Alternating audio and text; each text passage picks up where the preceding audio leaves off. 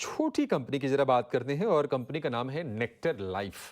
और बात हम इसलिए कर रहे हैं क्योंकि 2 दिन में ये शेयर 30% टूट गया। 30%। शरद के पास कुछ एक्सक्लूसिव डिटेल्स हैं इसके गिरावट की वजहों को लेकर। शरद बताइए, भारी गिरावट 11-12% तो आज ही साफ हो गया और 2 दिन में 30%। ऑलरेडी छोटे प्राइस का शेयर था। रीजंस क्या है इसके? जी बिल्कुल अभिषेक, आपने सही बोला कि 2 दिन में 30% से ज़्यादा का स्टॉक में गिरावट आ गया है।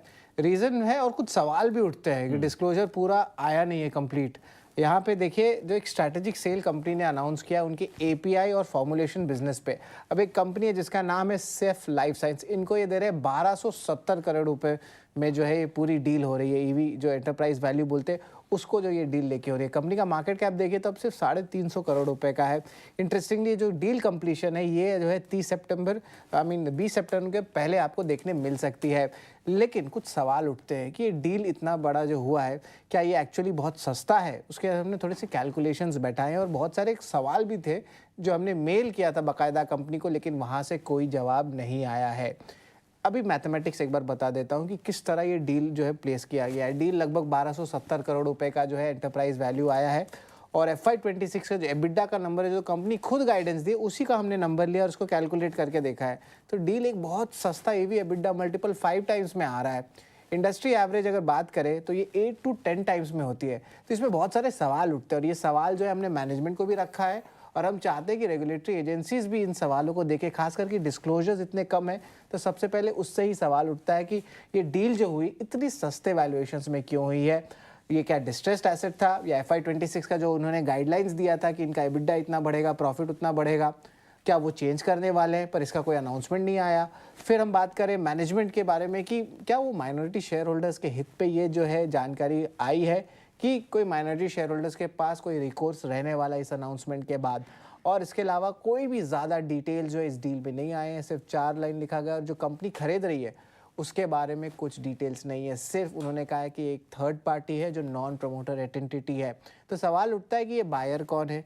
बायर के अलावा कोई बिड्स मिले थे?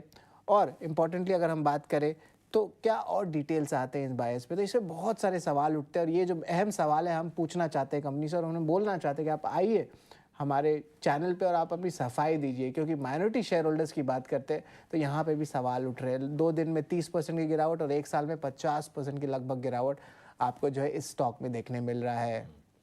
शरद, नेक्टर लाइफ के जो चेयरमैन हैं संजीव गोयल, प्रमोटर हैं, चेयरमैन भी हैं, उनका ये कहना है कि इनोवेशन के लिए, लॉन्ग टर्म वैल्यू क्रिएशन के लिए वो ये डील कर रहे हैं।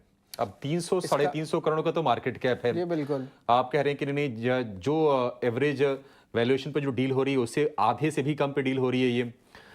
तो क्या कर्ज वगैरह है कंपनी पर? कंपनी में कर्ज ऑफ कोर्स है, अराउंड 570 से 600 करोड़ का कर्ज है। ये आपने सही बोला। लेकिन माइनॉरिटी शेयर होल्डर्स के पॉकेट में क्या आता है, ये सवाल उठता है। और ये जो है बहुत सारे कंप्लेंट्स आए हमारे पास। मुझे कैश कितनी जनरेट करती है, कोई आइडिया इसके बारे में? नहीं, ज़्यादा कैश जनरेशन है नहीं बिजनेस में। तो लगता है कि इसका जो मेन प्लांट था जिसका वैल्यू एक्चुअली ज़्यादा होना चाहिए था, ये जो है हमें पता चल रहा है बहुत सस्ते में जो बिका गया है। तो इस पर ऑफकोर्स सवाल उठते हैं। माइनॉरिटी शेयर होल्डर्स भी इसमें बहुत कंपनीज में और कंप्लेंट्स भी बहुत आए, इसलिए हमने इस कंपनी को लिया और आपके सामने रखा। और हम चाहते हैं रेगुलेटर्स, एक्सचेंजेस इस पे एक्शन ले कि पूरी डिटेल क्या है, पहले तो डिस्क्लोजर बताए, फिर पता चलेगा गड़बड़ है मामला कि नहीं है। नेक्टर लाइफ, तपन जी, आपका व्यू इस कंपनी को लेकर? बहुत ही छोटी साइज है, 350 450 करोड़ रुपए के आसपास का मार्केट कैप है इसका। देखो, इस तरह से डिस्क्लोजर अगर नहीं देंगे ना तो वो बहुत ही प्रॉब्लम है, क्योंकि शेयर होल्डर के पास यही तो होता है, बीएसई में जो नोटिफिकेशन आते हैं ऑल दैट। और बहुत ही अच्छा काम कर रहे हो सही में।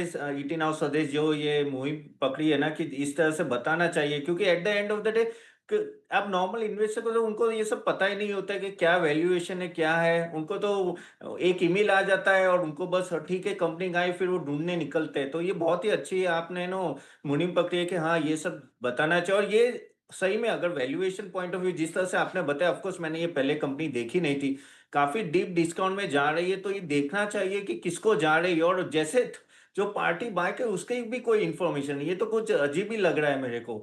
तो ये क्या था, कोई फिक्टिशियस कोई कोई है आदमी, क्या है पता नहीं है, लेकिन at the end of the day ऐसे ऐसे देखो, इस तरह से तो स्टॉक में अच्छी खासी गिरावट आएगी, और मुझे लग रहा है 1-2 दिन में डिस्क्लोजर आएगा। क्योंकि लास्ट टाइम भी मैंने देखा था, आप लोगों ने एक स्टॉक में होता है तो फिर डिस्क्लोजर आया, तो होपफुली कुछ डिस्क्लोजर आए तो शेयर होल्डर के लिए अच्छा होगा, नहीं तो ये प्रॉब्लम है। जो